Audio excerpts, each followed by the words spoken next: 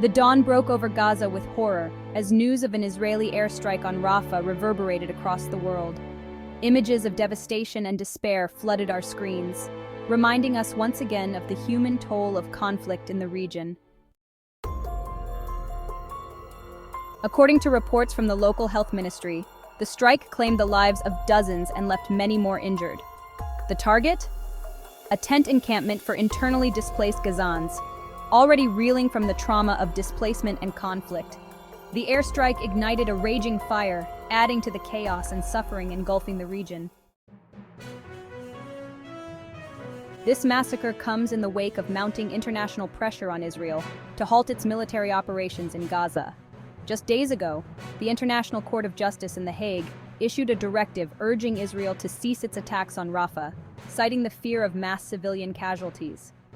Yet despite these pleas for restraint, the Israeli military pressed forward, leaving devastation in its wake. As the world grapples with the aftermath of this tragedy, the voices of condemnation grow louder. Palestinian authorities have denounced the attack as a massacre, highlighting the disproportionate impact on innocent civilians, including women and children. The targeting of a compound purportedly housing Hamas militants raises questions about the ethics of warfare and the protection of civilian lives. In response to the accusations, Israeli officials have defended the airstrike, claiming it was aimed at dismantling Hamas infrastructure and thwarting future attacks. However, the discrepancy between their intended targets and the civilian casualties raises concerns about the methods employed and the disregard for innocent lives caught in the crossfire.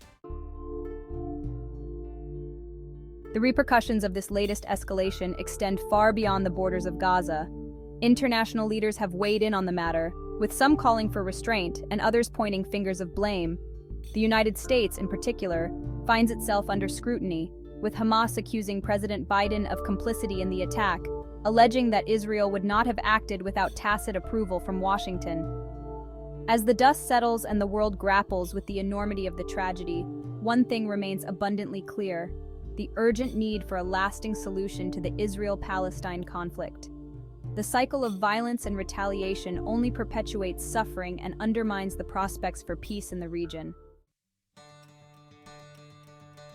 In the midst of heartache and despair, there lies a glimmer of hope, a hope for a future where dialogue triumphs over discord and where the rights and dignity of all people are respected and upheld.